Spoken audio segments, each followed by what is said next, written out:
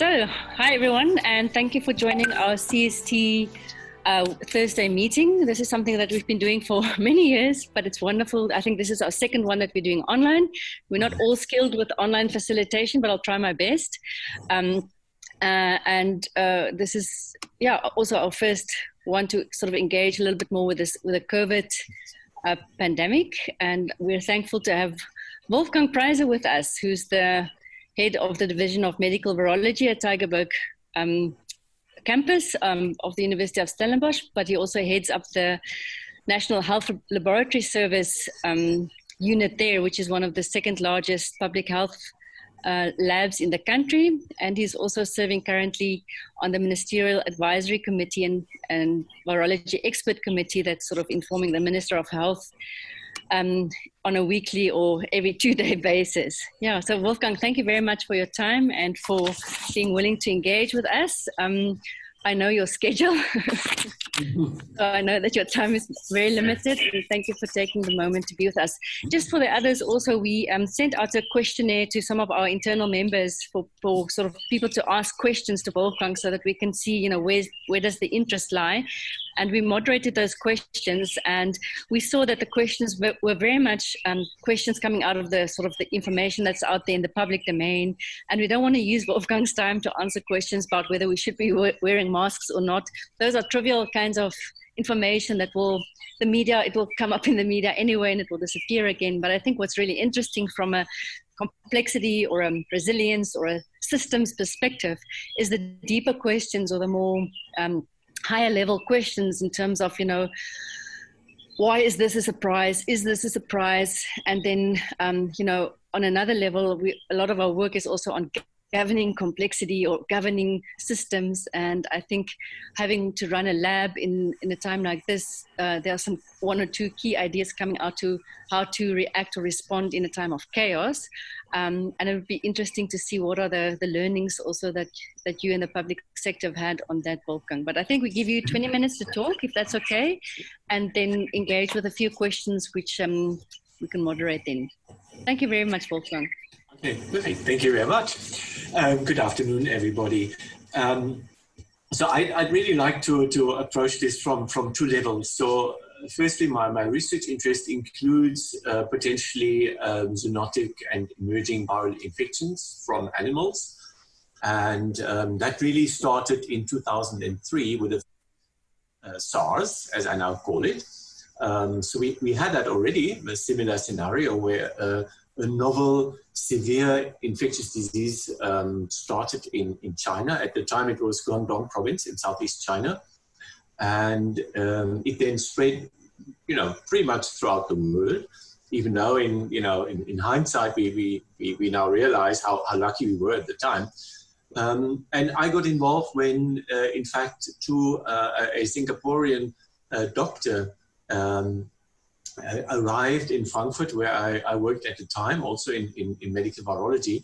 And he had treated patients who had returned from China in Singapore. He had then departed with his wife and mother-in-law for a conference in New York. And whilst there, he fell increasingly ill, decided to return home. And as the aeroplane was already in the air over the Atlantic, his colleagues back home in Singapore, whom he informed about his return, realized that, oh gosh, we are having a major hospital outbreak of this new disease here. And he was also treating he was also attending physician to one of these patients. So, we're sure he's got that as well. So the plane then landed in Frankfurt, and we received these, the doctor and his two relatives in the isolation unit at the Frankfurt University Clinic. And we basically, as virologists, we set out to check for what could be causing his pneumonia. And we, in the course of a day, we perform more than 100 tests on him to really look for likely and also very unlikely etiologies. And one of the things we did is we inoculated cell culture with material from his sputum, so what he coughed up from his lungs. And within 2 days, that cell culture showed a very strong CPE, a cytopathic effect, which shows that there's something going on, something is happening there. And then, very simply looked at the cell culture using the electron microscope. We identified viral particles, and working with colleagues that were led by Christian Drosten, who now heads the virology department in Berlin at the Charité, and is one of the big guys internationally on coronaviruses, who did PCRs, basically invested the whole weekend, day and night, doing PCRs.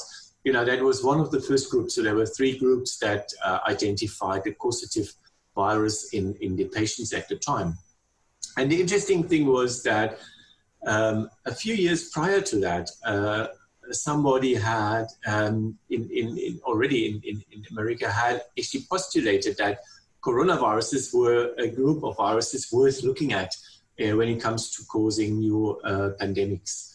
And he set up a set of criteria, previously caused outbreaks in humans, or previously caused outbreaks in animals, or a specific genetic predisposition towards undergoing genetic changes. And if one had listened to that and read this carefully and applied it, one should have known even at the time in 2003 that coronaviruses were the prime suspects. And as it happened, human doctors, in their proverbial slight tendency of being arrogant, we had always looked down on our veterinary colleagues regarding coronaviruses as important pathogens, because the only 2 human coronaviruses that we knew at the time had been known since the 1960s, and they are the agents that cause common cold diseases. So they're very common. I bet that most of you would have had infections with both of them already. And, they were too trivial really to pay much attention to. If you have a common cold, you will not seek medical attention normally. And even if you do, it's a bit of symptomatic treatment, and there you go. So we had completely neglected this. Everybody had looked at influenza viruses that are another important cause, of course, for pandemics, and everybody had neglected coronaviruses. But in the years thereafter, that changed completely. So a lot of funding was made available for looking at coronaviruses in human beings. And interestingly, people found soon thereafter, just by looking more carefully and applying more advanced technologies, 2 further human coronaviruses that had been around for decades, if not centuries, again usually causing just common cold diseases, so very trivial, very common diseases. They are very widespread, globally distributed. Again, most of us would have had them already, and just had the typical minor illness that you get during the cold season.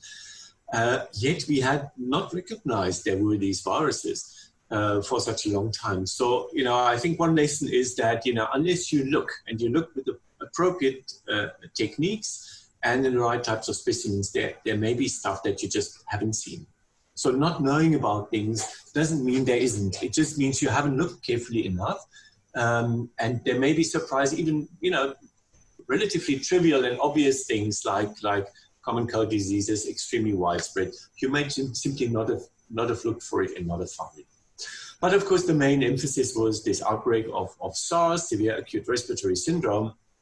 And it was, to start with the outcome, it was actually ended with less than 10,000 people infected and a mortality rate of just below 10%, which is quite high for any type of infection.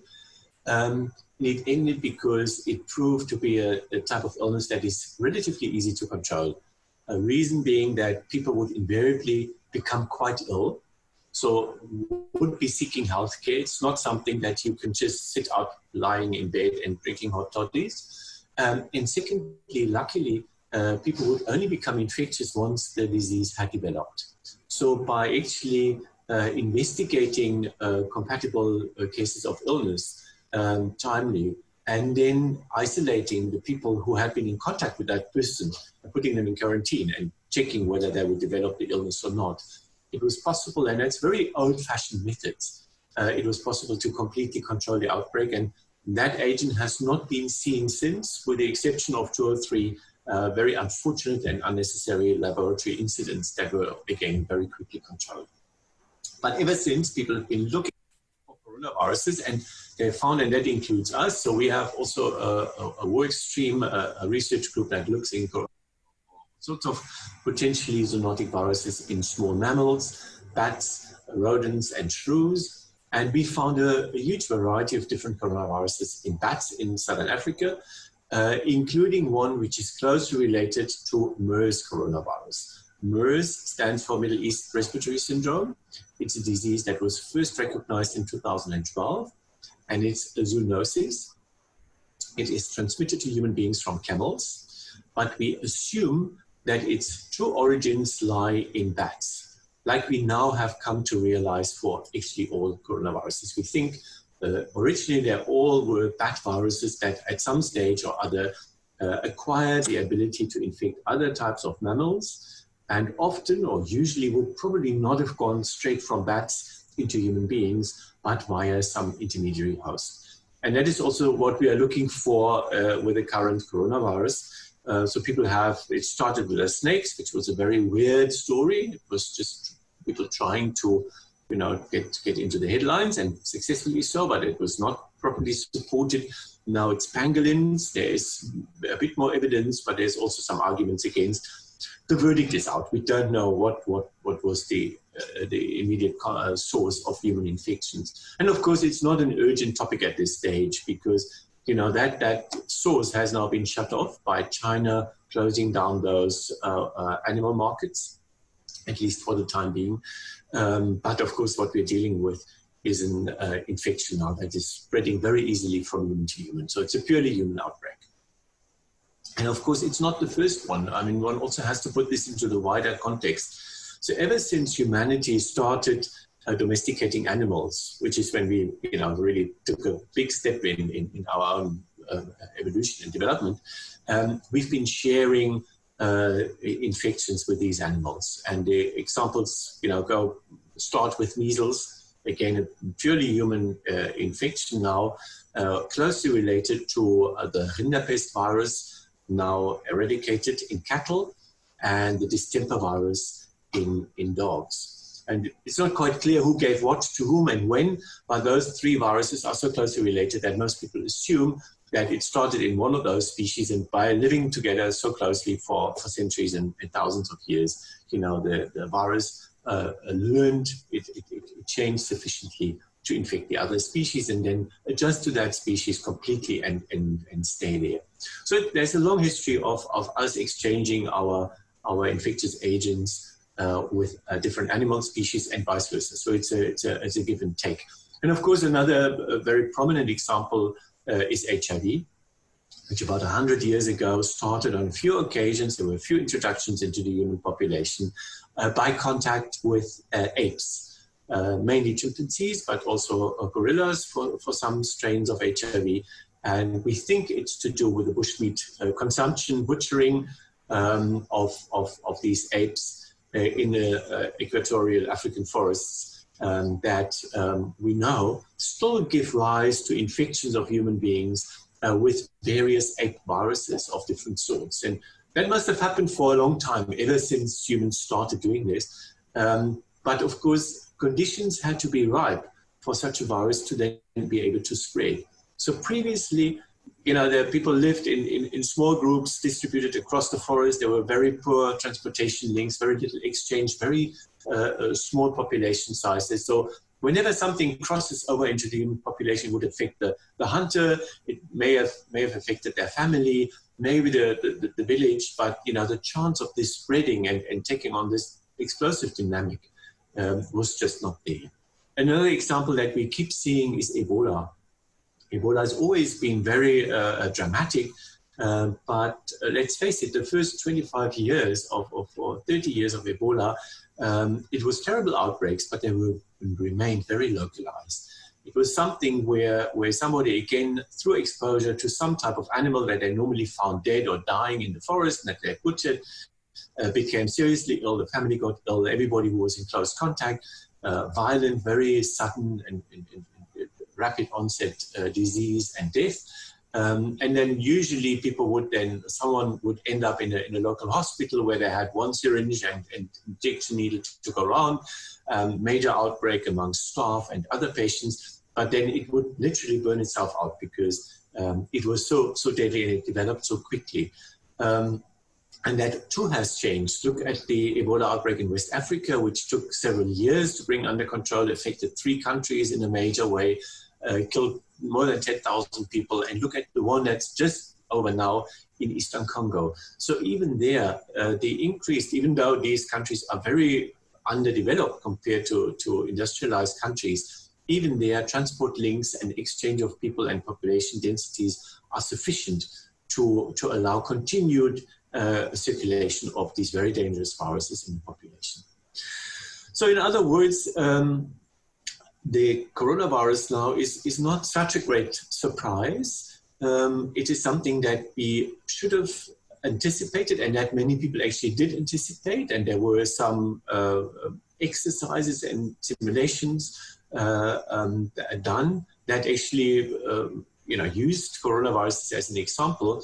So since 2003, at the very least, we should have expected something like this. And we've accumulated a lot of scientific evidence of different types of coronaviruses in different animals.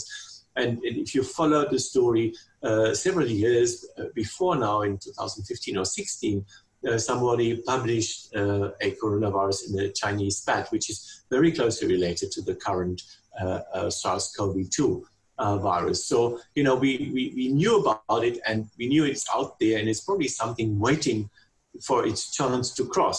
And yet it happened and it sort of overwhelmed us and is still overwhelming us as it happened. And I think that's one of the sad messages here, and that we knew there's a problem, but soon after the first SARS in 2003 had been brought under control, the shutdown of the live animal markets, the so-called wet markets, was stopped, so they could resume their trade and have been going on. And these are absolutely perfect conditions for any infectious agent to try out where it could move to. You have all these different species that would normally not encounter one another in the wild, being stacked together in very cramped and very stressful conditions. Stress means your immune system is suppressed and you are more likely to reactivate whatever virus you may be carrying within yourself, usually harmlessly. And we all know that, the exam is coming up and people get a herpes infection of the lips. So, we all have that, and animals the same. Then, the very poor hygienic conditions mean that, the excretions and secretions of these animals and even blood, when they get slaughtered right there and then, will mix and contaminate others. So these are perfect conditions, and this was allowed to happen in the spirit of commerce. But we would not get permission to conduct an experiment like this in the laboratory. Luckily, it would be completely unthinkable to do this artificially. Yet it was allowed to happen out there with no control, basically. The second sad thing is that even though China put up a very good system for detecting novel disease outbreaks following SARS in 2003, that apparently, and this is a story that's slowly emerging, apparently this was subverted by local politicians and people who basically didn't want bad news to come out of Wuhan. And, again, the final verdict is out, and we'll have to see once this has been properly investigated and studied. But, at this stage, it looks to me as if this may have wasted a precious 2 weeks, which might have been early enough to control the outbreak there and then. We all know about the very drastic measures instituted in Wuhan, and we were wondering at it and we were thinking, well, only China can do this, but now look at us. So anybody can do this. I'm not sure everybody's doing it as well as China did, but I mean, it's extremely painful, and it has many, many negative effects, of course, that, could possibly have been avoided had one reacted earlier, when the numbers were smaller and when control could have started earlier. The upside, and I think one also needs to mention that, is that science has come to the scene very quickly, and it's absolutely amazing to know that the moment we learned about this new virus, it had been isolated in China. Soon thereafter, the full sequence had been published, and we have now many sequences. In fact, also one from our own laboratory. Prof. Engelbach just told me that she's obtained the full sequence of, it's going to be the second one from South Africa, which is an important tool if you want to trace and track the outbreak. So all these things happen very quickly, and within a week, a testing protocol had been published by Christian Drosten and his group in Berlin, which is now become the WHO one, which everybody is using. So, that happened in an instant. It's absolutely amazing how quickly that happened. So science really cannot be blamed. I think we knew what could happen. And once it happened, we came to the scene very, very quickly. But of course, this whole story also shows what implications poor political and other decisions can have. And I mean, I think a very good example, and sad example, is the United States of America, that had been sitting on an outbreak for weeks, not recognizing that it was happening. There was issue with doing sufficient tests. There was too strict and too bureaucratic control of who could test and what tests could be used. The definition of who would be tested was too narrow, so they missed this outbreak, and again allowed it to spread and reach enormous proportions, and we are seeing the figures right now. So political leadership and taking decisions also at the right time is really important. And I think this is something where South Africa can be actually quite proud. I think we have two things in our favor. One is good leadership, and it's amazing how, with all the load shedding and all that nonsense, and the state-owned enterprises going downhill, here I think we've seen excellent leadership early on, where drastic measures, with all the negative consequences that these may have, but drastic measures were taken in time. And, playing for a bit more time and then instituting them, but just a few days too late, makes an enormous difference, because these curves keep shooting up. This is exponential growth. And if you don't catch it early enough, you might just as well let it run, because then it's basically gone. It's gone out of control. And we can probably afford that much less than many other countries, because we just don't have the resources to now try and play catch up.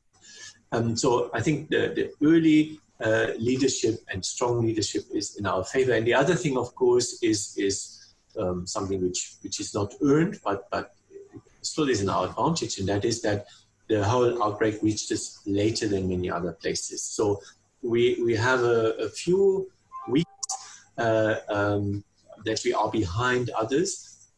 And that means we can watch and see and observe what works, what doesn't work, and what their experiences are. And I think we are also going to be learning from them when it comes to what comes after the shutdown, after the lockdown. And, how do you ease? How do you do this? There's a lot of discussion going on internationally now. There are some fools that are peddling their stuff, some very powerful people, sadly, included. But there's also a lot of serious people who are thinking about it very deeply. And of course, there are many aspects that need to be taken into account. I'm very glad I don't have to take any of these decisions. But I think we are in a good position that we acted early enough, and we can now see what others are doing and what works and what doesn't work. From a personal perspective, this is my third such outbreak. The fourth one, or the first one, actually happened, of course, when I was still studying medicine, coming out of school and starting to study medicine, and it was HIV/AIDS. And I remember this very vividly because, of course, as a doctor-to-be, I follow that very closely. And, I think there are still lessons to be learned when it comes to how humans react. And, it's amazing how things like this split humanity into two halves. There are the people who, really step up to the challenge. And we are seeing this here in my division here on that floor. It's amazing what people will do and what they come up with. We have volunteers helping here, capturing test requests and dealing with all the paperwork and doing simple things in the lab. Obviously, if you're not trained, you can't do anything that would pose a potential risk to yourself. There's many people who really doing everything they can and come up with brilliant ideas and stuff. There's a lot of search capacity that's been leveraged, which is amazing. And we are using a very primitive WhatsApp group and Dropbox system to deal with these enormous numbers of patients, and also needing to liaise with the clinicians and the public health officials.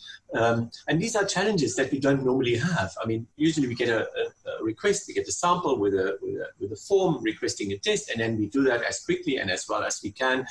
And we issue a report, and that goes back, and then people act on it. But here there is, of course, these additional aspects. So it's not just the patient that needs to be managed. The patient is hopefully in isolation when there is a suspicion of, it could be COVID-19, but there's, of course, all the contacts. So you need to get that result back as soon as possible, because there are implications for all the others. Will they have to be quarantined or not? Have they been exposed? How far back do you need to go? And we know that we need to go back 2 days or maybe 3 days before onset of symptoms. And that, if you then take 2 days to get a test result back, then that makes 5 days of going back, which becomes very difficult. And these people may, by now, themselves have developed illness if they had, in fact, become infected. So there's lots of issues that need to be taken into account. And we're improvising a great deal. And I think, by and large, it's working quite well. But it's amazing how the growth curve overwhelms even stable systems. It's just something that the human mind is not adapted to anticipating and coping with. If you have exponential growth, it's just, and there's this old example there's a lot of space left. I mean, don't worry about population size. So you have an agar plate, and you have a few bacterial colonies growing in it, and at some stage they double every 2 hours, and so it's only an eighth full, and you look at it and you think, there's plenty of space to grow, but how long will it take for this to be full? Well, it's 2 hours later, it's a quarter full. 2 hours later, it's half full, and another 2 hours later, it's full. So you've got 6 hours, and the thing is full, and that is something that is very difficult to cope with. So this surge capacity is a big strain on people. And I've learned that during this first SARS outbreak, and then again on a less dramatic scale when this misnomed swine flu came along in 2009, when again the numbers of test requests and the consequences of positive and negative tests were, it was urgent and it was important. So this is something one really learns by experience, and but everybody has to go through this experience to really understand what it means and its implications. I wonder whether I should maybe quickly go through the list of questions, if you wish. I think that for me the most interesting one is, of course, about this virus. So there is a multitude of viruses out there. There's a whole world of the virus sphere out there, and we probably know a tiny fraction of these viruses. Of course, we started with knowing those that cause illness in humans and in our domestic animals. We are slowly and still finding viruses that cause minor illness or no illness at all. So we even have something like a healthy virome, viruses that live in us and infect us but don't do any harm. And there is also some evidence that they may even be useful for certain things. And the same is, of course, true for all other animal species, not just ourselves. And then there's the huge world of animals out there, the non-domesticated ones of no commercial interest usually, which also have their own viromes. And occasionally, we knew about viruses infecting and affecting these species because either the species is of commercial interest to some degree, or because they can jump over. For example, the African swine is a virus that lives in warthogs and happily does so and doesn't do them any harm. But if your domestic pig becomes infected, it basically drops dead within a short while. And this is another virus which is now actually has spread throughout through large parts of Eastern Europe and throughout Asia into China, causing major destruction and killing millions of pigs. Not just itself killing, but pigs being slaughtered in anticipation and to control the outbreak. So there is a lot of those things out there. And we've only touched the surface of this. There's a lot more that is out there to find. And of course, most of them wouldn't do us any harm. So there's also this question of the virus's ability to change and adapt to hosts. And RNA viruses and coronaviruses are part of those, are particularly prone to doing this because they're quite happy to mutate. DNA viruses tend to be much more stable genetically, so they typically co-evolve with their hosts, like our herpes viruses. They've been with us for thousands and tens of thousands of years. We probably got them from our ancestors, and we share relatives with our of these viruses with our monkey and ape relatives also. So they can be traced back, through evolution, and they are unlikely to be able to jump from one species to the other. It happens in some cases, but usually not. RNA viruses are much more versatile. They keep changing, and therefore they are exploring these things, these potential new hosts. But of course, it's not just a question of the virus changing. The virus doesn't change actively. It does not say, well, there's a new host, let me try what I must do in order to be able to infect the host. No, the virus, is just the victim, or its own mutations and genetic changes, and then it's good old evolutionary selection that comes into play. So if for some reason this mutated virus now finds itself at an advantage, it will succeed. But the many millions of variants that do not have a relative advantage will go nowhere. So you also need to give the virus an opportunity to do what it wants to do.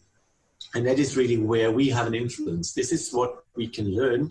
And, there's ample evidence and a big body of literature that says, be careful when venturing into new areas, into new habitats, where you will encounter viruses that you haven't encountered before. Don't give them the chance to infect yourself. And of course, it works both ways. I mean, for the big apes, we are more worried actually for the infections they could pick up from us humans than vice versa, because there's far fewer of them and they're far more precious than any of us because we are plentiful. So, nevertheless, it has happened. Sorry, that was a personal opinion, not to be cited. But, it has happened, for example, HIV. I mean, HIV is a major catastrophe for humankind, and it came from apes. Ebola is another virus which occasionally comes from apes or other animals of the forest, like locusts. So this is where we can come in. We can simply try and minimize the chances of such virus mutants to make use of their newly found abilities. But if we just play around sufficiently, and the wet markets are, of course, a good example. Over time there will be a million chances, and one of the million will make it and will come into humanity. In order to cause major problems, it will still have to adapt to us as a new host in several ways. So firstly, it needs to cause significant illness. If it was just an eye infection, that's fine, but you'll get out of it and fine. So it needs to cause significant illness, and at the same time, it needs to acquire the ability to spread efficiently from human to human. And sadly, our new coronavirus has done both. So it is, a very good spreader. It's extremely contagious through, its characteristics, and also through being shed in sufficient quantities prior to onset of illness. And the illness is not Ebola, but still it's still a very dangerous illness, particularly for those in the risk categories. If I should maybe quickly go through the list. So if I don't look, it's because I'm reading now from the screen. I'm sure there are genetic factors that also determine host susceptibility to this virus. We'll have to work that out. I think in the testing, it has changed. We started testing people who had a compatible illness plus had exposure. So either people who had returned from outside the country, from where this virus was being transmitted, or been exposed to somebody who had returned. And in fact, Professor Slim Abdul Karim in a webinar yesterday by the Daily Maverick, and I really recommend, if you're interested, to listen to that. It's been recorded. Said that we probably changed our test definition too late, and that is a risk, as I mentioned already, for the United States. If you get stuck on your definition, which no longer applies because there's effectively nobody coming into the country anymore, so that whole traveling obviously is now negligible. There won't be, then you risk missing where the infection really sits. But we have changed this now. So the idea is to test all people with respiratory infections, also for COVID-19, and also this community screening is now really taking off, where they go through communities from household to household, check according to a very simple and short questionnaire, and then identify people who should be tested for infection. And we have seen our numbers of lab requests climb immensely over this week. The BCG vaccine story, it's quite exciting, but I get a feeling it's been a bit hyped. There is a bit of as we call it, ecological evidence, but I'm very skeptical whether that will hold up. And it's a dangerous thing to compare different countries because they haven't been affected at the same time. So if you say the rates are lower in Africa, give Africa another 8 weeks and then compare the rates. So there may be something to it. It's probably not going to be an immense difference, but there may be some partially protective effect, which would be good for us. Another area where people argue is the climate and the warmer climates of Africa, which I'm not so sure is true because it can be very cold in Africa. The average younger age of African populations, yes, indeed, and that is true. On the other hand, we also have a vast amount of people who are infected with HIV and with TB, many of whom are not appropriately treated. And there is no international sort of data on this, but it has to be feared that co-infection will make things worse. So, these are different factors. They may work into different directions. But basically, it's too early to tell. So we are testing now. And again, one reads a lot about the gene expert test. Well, Gene Expert has been developed. End of April is the first we could possibly get such kits. How many is a different question, and whether the person in charge of the United States will allow these kits to leave their country of production to get to Africa before America hasn't fulfilled all their needs is a different question. So don't get too hyped up about these things. We are making do as well as best we can. We are using different test kits from different suppliers. They run out from time to time. It's not only that production had to be ramped up, and it's not so easy to do, but also transport links has been completely cut. So it's amazing. I look out of my window here in Tygerberg. I look up onto Tygerberg Mountain, and usually at any given moment in time during a normal day like today, I would see 3 or 4 planes coming in or leaving Cape Town International. And I haven't seen one now in many days. So we've completely locked down also international air transport, and that makes it difficult to import materials and supplies. So that's a side effect that I think most people did not expect, because we are used to hopping on a plane and ourselves or the stuff that we want to have transported to get anywhere in the world within a day or two. In terms of vaccine, there are many different attempts to coming up with a vaccine. South Africa would be perfectly placed to test it out if it becomes available. To my knowledge, there is no active group currently developing a vaccine, and I'm not sure we have to do this. I think we need to see what the first results are of those vaccines being developed internationally before we come to the fore. Herd immunity is obviously something, if we can't get rid of the thing like we could with SARS in 2003, it'll continue to spread. And estimates are that with a very infectious agent like this one, it's probably going to be 60 to 70% of the population that will in the end have been infected. And that will then cause the so-called herd immunity, and thereafter the chance of somebody who's infected encountering sufficient people who have not yet been infected and thereby have become immune are diminished, and so it wouldn't spread so rapidly. But of course, the important thing about herd immunity is that once a significant proportion of youngish, healthy people have become infected and have had it, they would be expected to be immune, or at least partially immune, as they age and as they become ill. And that is really what we are seeing with many of these other infections. They would also, if you were old or elderly, or if you had any chronic illness, but chances are you were able to build immunity when you got it first, when you were young, and now and become ill and not be at such high risk. So, it's something to ponder. We will have to see how that plays out. In terms of time and curves, there are some excellent sources of data. Let me just see. I can actually put that into the, just put the dashboard here. The media hack COSA is a good one. I can just put that into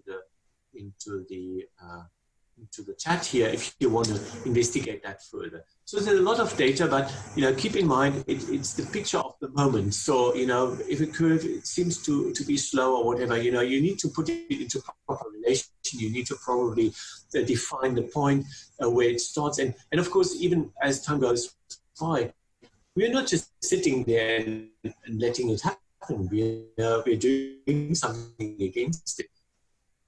This whole lockdown.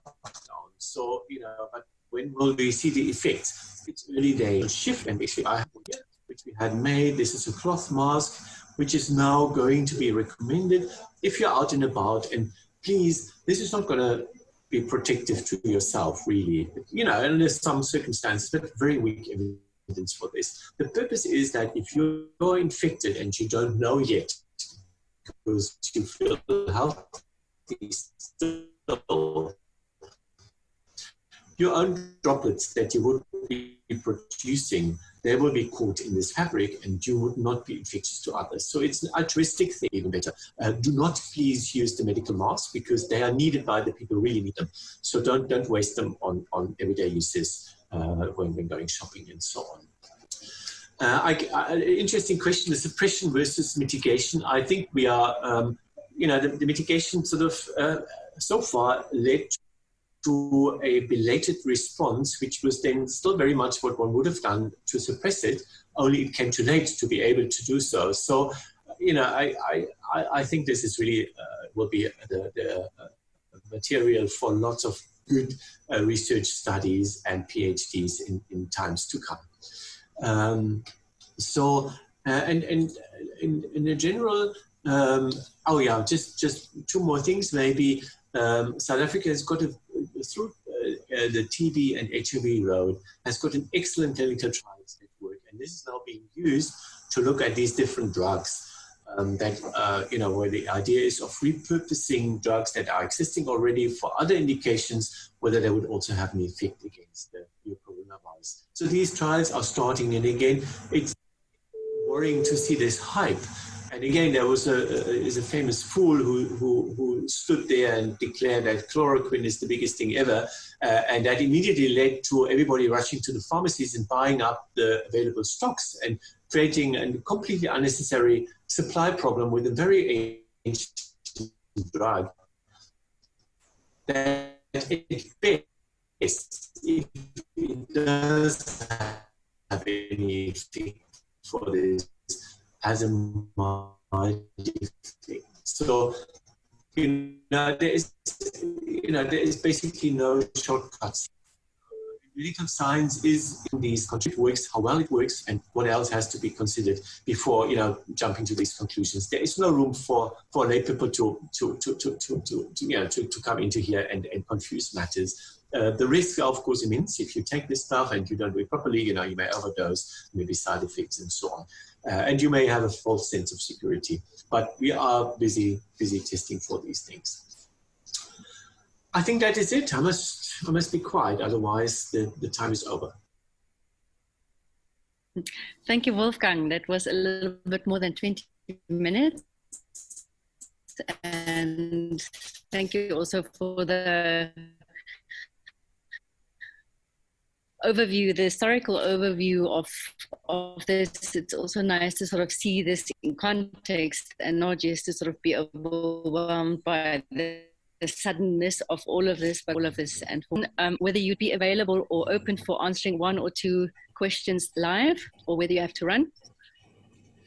I have the next webinar in 11 minutes, I just see. So maybe one or two questions. We're going to go on if there's any one or two pressing questions, maybe just indicate, put your screen on and put up your hand, then I can. Anyone?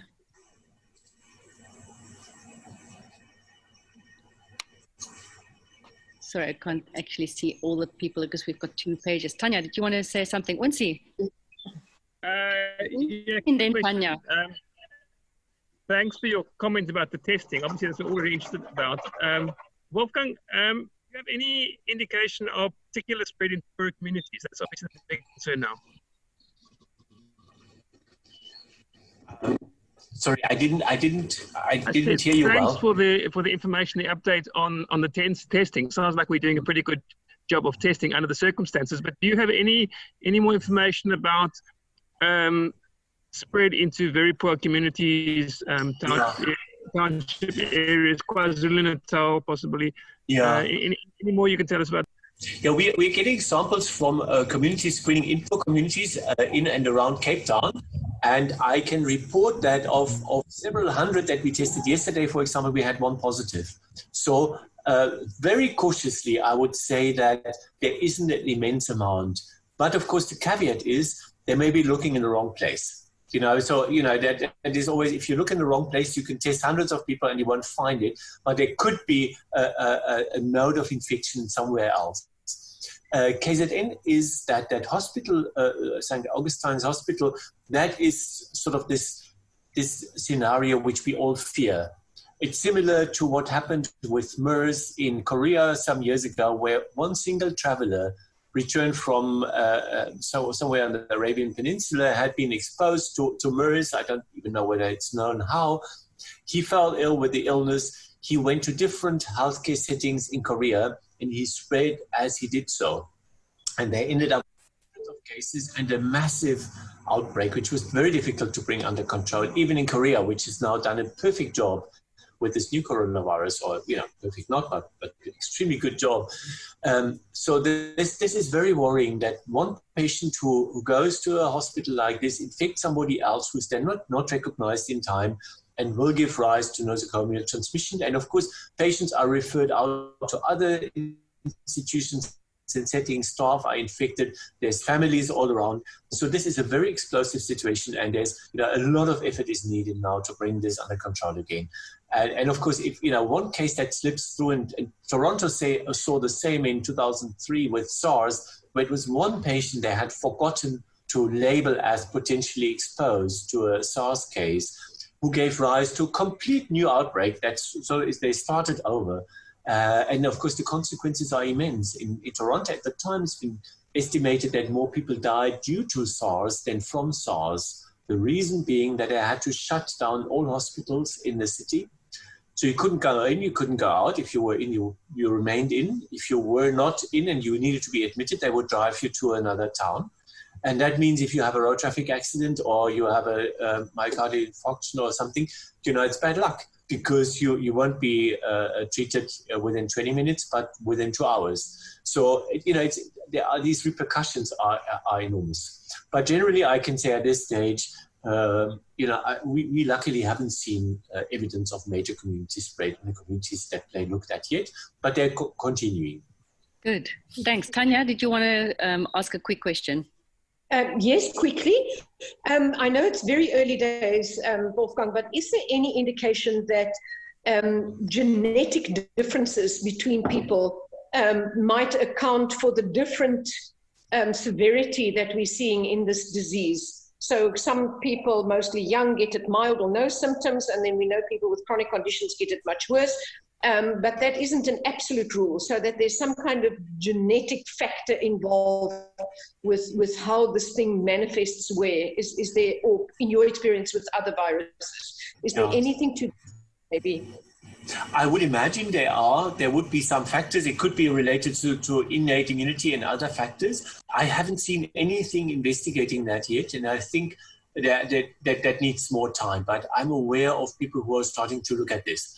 So I'm quite sure there would be some genetic predisposition which would explain why sometimes youngish people who are otherwise healthy still die from it even. But we don't know for sure. So it's early days. And then if there is if that has any implications is of course a different matter. Is there anything one can do about it or not? But I would not be surprised if there was some genetic predisposition towards severe or less severe disease. Well, I guess it's useful then in terms of, as a precautionary measure or some kind of planning predictability. Yeah. It would also be possibly then help with, predicting severity and cases and so on. Absolutely. Correct. Okay. I don't know anything yet. Thank you. Okay, Wolfgang, we thank you very much for your time and for engaging with us on this, and also for answering the questions that we've collected. I think we'll excuse you. Great pleasure. Thank you very much. Bye-bye. The rest of the conversation. Bye. Thank you so much. Bye-bye. Great. So thank you everyone for tuning in and for showing up. I'm not sure exactly how to sort of structure the conversation, but I think there are probably some more questions that are to this.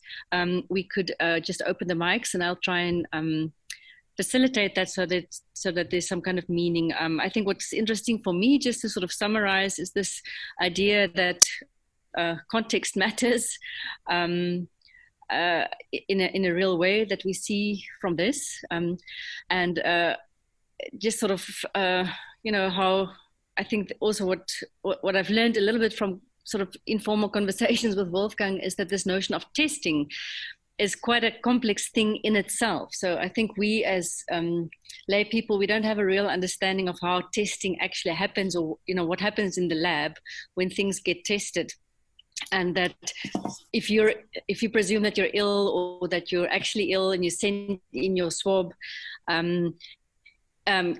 people can get test back negative, or you can be negative, but the test can come back positive. But it's actually, there's not a real correlation between you and the test, and whether it's just positive or just negative, but they take into consideration the relation of what's happening currently, the number of tests, the trends. So in a sense, it's getting sort of also test outcomes is a relational exercise in statistics, but also in actually taking into consideration context, and the person that's reading the test that comes out has to actually be able to infer some kind of judgment in terms of where did the test come from, what is on the questionnaire, what is the current trends, before they can actually give you an indication of what the test is. So it's a huge dynamic, complex, relational kind of a procedure that happens in this testing, and it's not like we just go and find out whether it's red or green. It's much more than that, which also makes this a little bit difficult to understand. I'm going to open the floor, so to speak, and give people a chance to maybe just share some of the insights, what was interesting that you've heard, that was maybe new, that you didn't know before. And are there interesting things happening at the moment, or how does this discussion link to other things that you're involved with? Because I think there's quite a lot of things happening at the moment, and then just how we can share that. So maybe just put on your video. I can't see 2 pages at the same time, but if you put on your video, things seem to move, and I'll try and facilitate that. That's okay.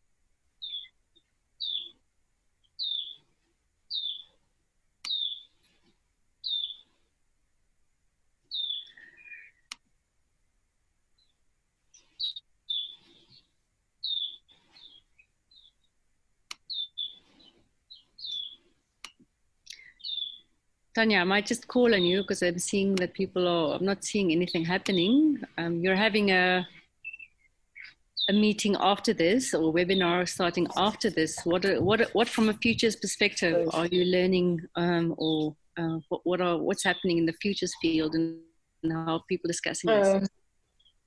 Good. everything's exploding. It's so difficult to keep track of things. I'm kind of going to start giving up and just let a tsunami of information watch over me and shake myself off like the dog and see what sticks at a later stage. Right now, as we're speaking to one another, there is a simultaneous futurists from all over the world doing exactly what Wolfgang has just done, but giving different futures perspectives. That luckily is being recorded.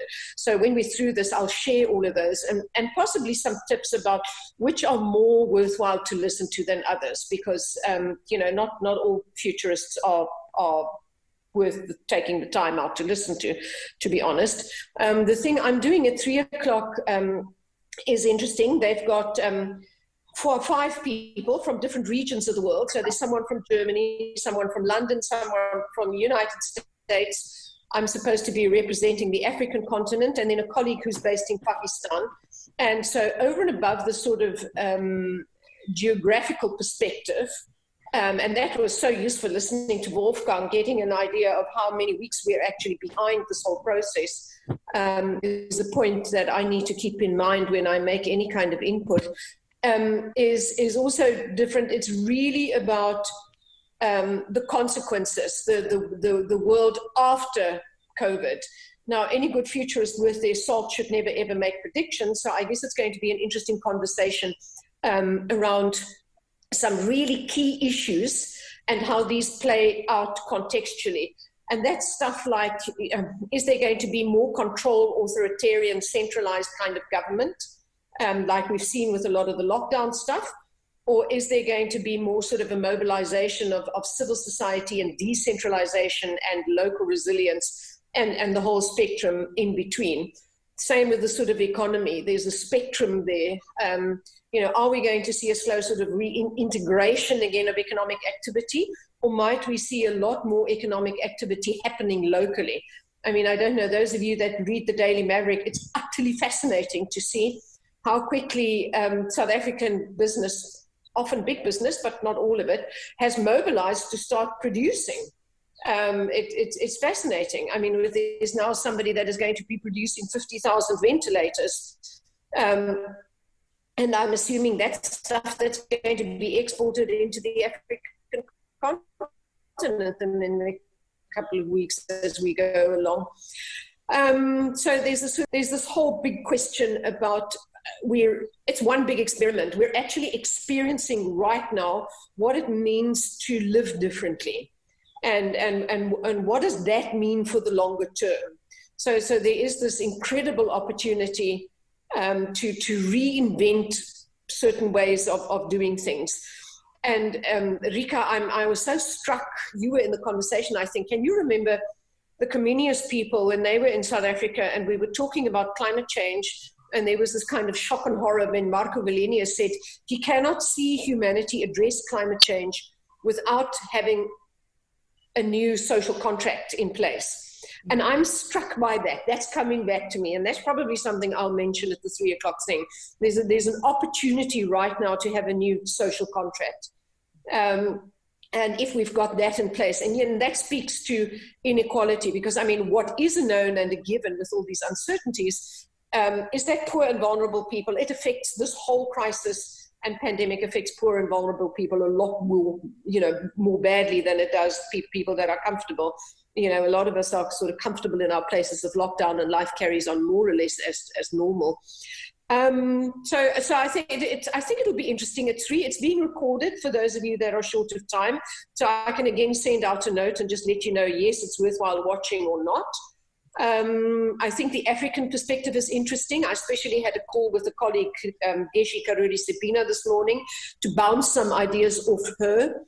And what's really interesting, Wincy, is the resilience thing comes into play. And the fact that as in inverted commas, underdeveloped African countries, where sort of existing systems are not as entrenched of how to do things and how to address a crisis, they're not as entrenched. We do have a little bit of an opportunity to try, again, do things differently. So it might be an interesting conversation. I have a suspicion the audience is a lot of sort of commercially oriented people that might be a hell of a lot more interested in, where's the technology going? Again, we might see a big loss of privacy being tracked, who's been tested, who hasn't, who has antibodies, who hasn't. If you want to travel, up to now you've had to take your shoes off at Heathrow Airport and, take your phone and put it in a tray. There might be a lot more checks in future when you want to travel. And just to kind of sign off by saying, it's really interesting. I think there are layers of consequences and not too many real answers at this stage, but interesting to engage around the questions of what might the world after COVID-19 look like. Thanks, Tanya. Thank you very much for that. I see Paul Kluwer is with us, and I'm going to ask Paul if you're still there and if you have a moment, whether you could or would want to share with us what's happening in Grabouw and in the apple industry, and how has this touched your setup, or what you are doing, because you are also at the front line of this. Maybe, not sure Paul might be there. I know we've been conversing the past few days to just hear about what's happening on an actual industrial, commercial farm, where workers have to pick apples and go on with lives, and people have to be fed. Okay, is there anyone else who want to contribute any insights or things that I've learned through this discussion? I think there's the reactions button right at the bottom right with a little smiley and a plus. I can comment, Rika, if you... Something? Right, good. Lloyd, and then... yeah, sorry, this is not Wincy, is it? Maybe obvious. I can't get the video working on my machine. Good. Yeah. Well, firstly, I must just say I feel very optimistic after listening to Wolfgang speaking. I'm quite proud of the fact that we've managed to handle this pretty well by the sounds of it. And this probably says a lot of things. Firstly, we might be prematurely optimistic, but I'm also interested about new implications in terms of political economy, social contract. Tanya, that'd be very interesting. I'll see if I can log in this afternoon. What does strike me, one insight that does strike me, I asked the question about herd immunity, and also this whole kind of early response relating to so-called suppression and versus, what was the other term they use, mitigation. It does strike me as very interesting that quite a few liberal Western states opted very quickly to wait, to kind of use herd immunity as a kind of early argument that I think sat very well with a certain kind of liberal laissez-faire approach to dealing with situations like this. I'm talking about most obviously the UK, Netherlands, and Sweden are the kind of classical examples here, but I guess in many respects the United States falls into this category as well. And at least for the Anglophone democracies, it seems to have been disastrous. Of course, it's early days, right? We don't know whether they're going to be follow-up waves of this infection. But that does suggest to me that a kind of an angle in terms of which change is going to come and thinking is going to come, and a certain loss of leadership from the two major Anglophone countries in the world. So that's a space that I'm going to be watching quite closely. Thanks, Lloyd.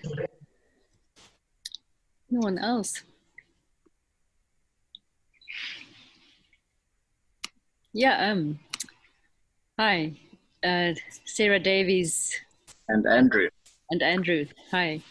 Hi. I have a question about whether people have been using some kind of cost-benefit models to try and evaluate what kind of response that they should put together and how much such responses would cost. Has anyone seen anything like that? And if so, how do you think these kind of cost-benefit models can be done at a societal level?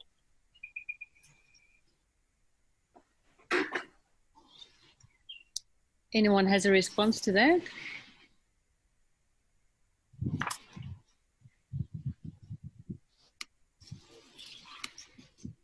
I'm not sure. I think that's probably something that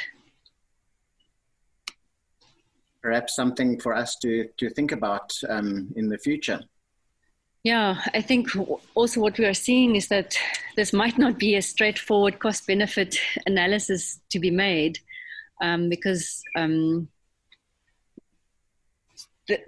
interlinkedness or the pervasiveness is so huge that we would probably only be able to make gross sort of estimates,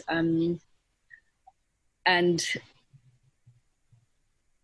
usually I think what we've also been seeing, and this is something that we've also been seeing with the testing and the numbers that are coming up on these screens or on these worldometers and stuff, is that it also depends on what data is available where in the world. So in countries, I think, where you have sort of formalized economies, we have income outcome kind of cost benefit analysis to prove this. It would be easier to understand what the effect in those countries would be, the losses and the gains. But once again, then in countries where we usually work with informal economies, like in Africa, or where there's not a lot of data, it would be quite difficult to produce a good understanding of that. And we see that with the numbers as well. So the numbers that we are seeing online on those worldometer tracking things, those are numbers of countries that have really good infrastructures to capture the tests and the actual people dying or the numbers of mortalities.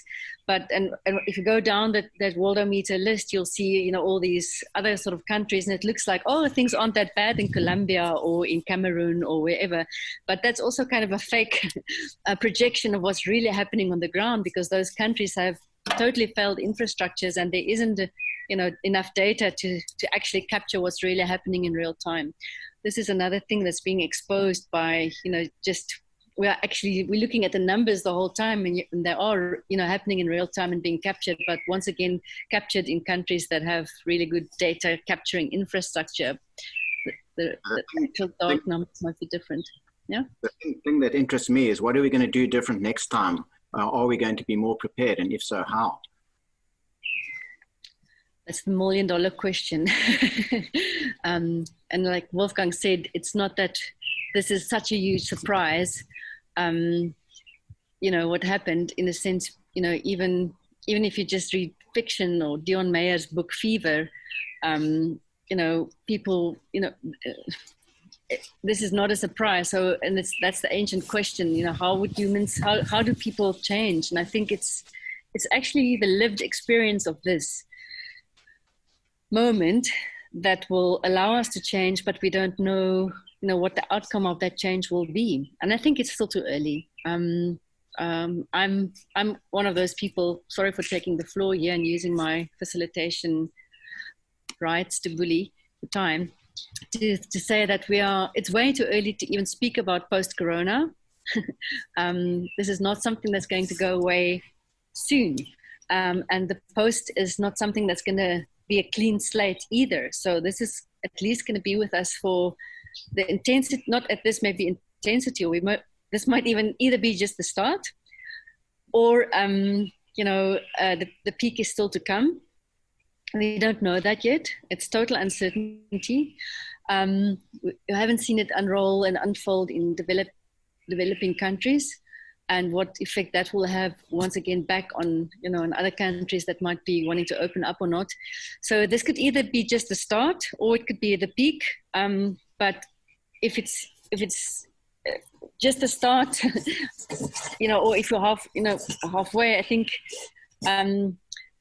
we should. This is something we should think about the next year at least. That will be with us. It's not going to go away soon. So the next year at least, all of this is going to still be with us, and the effects of this will remain much longer. So speaking about post-corona is, for me, just a term that we shouldn't even be harboring in our heads.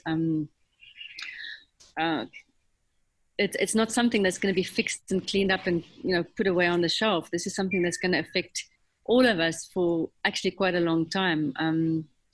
So we have to even change our thinking about rather during corona. What is during corona? And then the short-term effects of it, and then the long-term effects of it. So it's challenging us really in all aspects of thinking, I think.